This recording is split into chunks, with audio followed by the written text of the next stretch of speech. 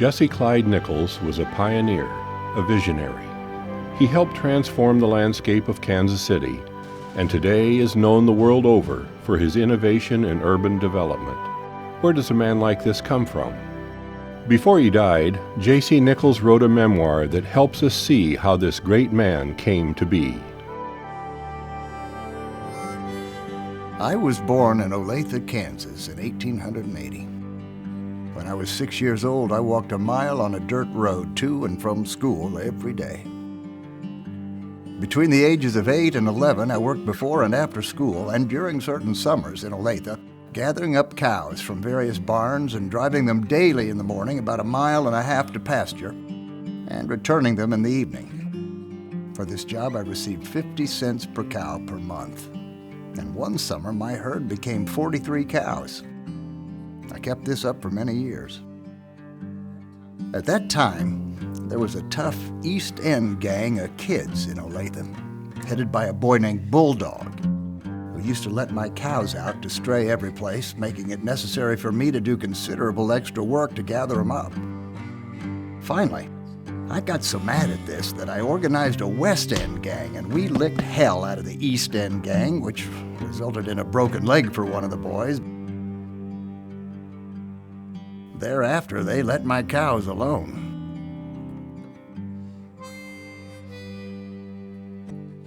When I was about 8, I went to work on Saturdays in the Grange store from 7 in the morning until 10 at night, when I could get some other boy to take over the herding of my cows, for 25 cents a day. But when I began leading in sales, they raised my pay to $1 a day, and later to $5 a day on 4th of July, etc. Of course, I was pretty raw and green, and the older clerks amused themselves by playing all sorts of tricks on me. For instance, they would rib up a customer to ask for such crazy things as white lamp black, left-hand monkey wrenches,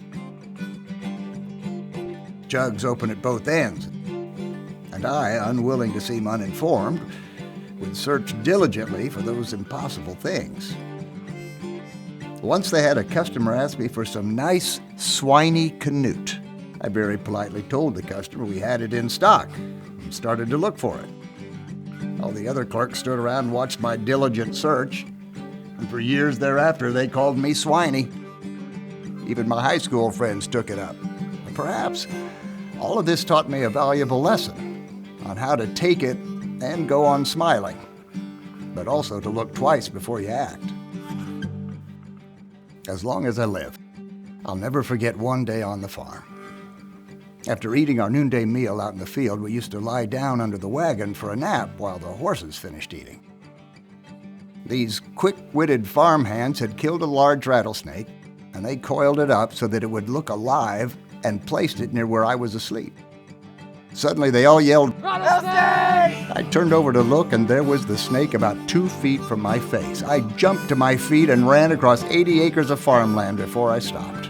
Of course, in my later life, many times since, particularly in Washington, I've met circumstances just as bad as this coiled rattlesnake. But at least I had learned not to run until I knew from what I was running. We used to walk 1 mile after dinner and milking to a nearby pond to swim, and the jovial farmhands frequently hid all my clothes. I was forced to return to the hayloft stark naked. I was the small-town boy, a natural target for the know-it-all gang of hayseeds. But I had one friend among the farmhands, a colored boy by the name of George Washington, who tried to shield me from some of the unkind pranks. When I was 16 and 17, I worked during vacations as a huckster.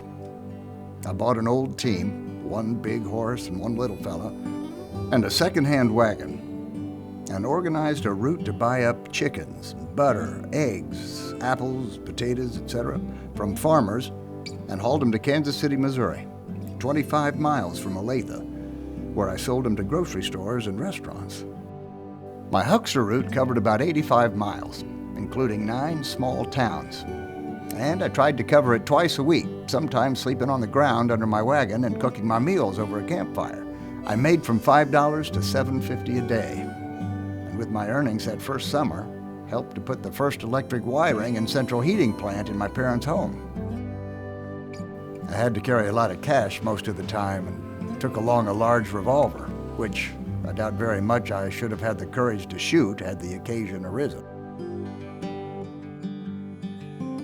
One time, when they were having a July 4th celebration in DeSoto, Kansas, I bought up 20 bunches of bananas in Kansas City, cheap because they were overripe, because I thought with the big crowd at the celebration I could sell them quickly. Unfortunately for me, however, it turned very hot and then rained, and the expected crowd did not materialize, so that I had to sell my spoiled bananas for almost nothing for hog feed. This taught me that the cheapest way is not always the best. As valedictorian of my graduating class in 1897, my oration was on the subject, "Is Peace a Dream?" I am sorry to say that I set forth vigorously all the reasons why peace was attainable. As a matter of fact, while I was in the midst of a ringing peroration on the stage of the packed Olathe Opera House, all the lights went out and I had to continue my speech in the dark.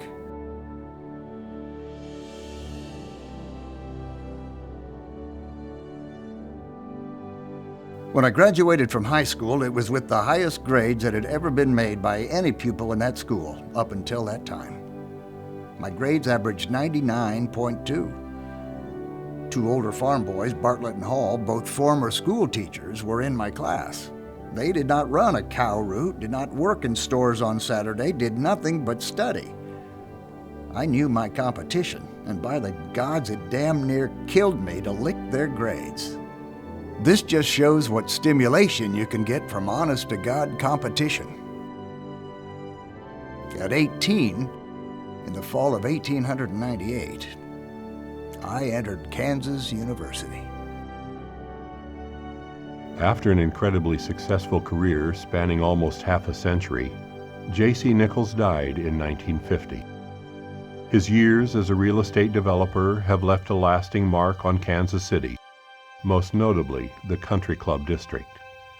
But his name is also attached to landmarks like Liberty Memorial and the Nelson Atkins. Not a bad memorial for the man born and raised in Olathe.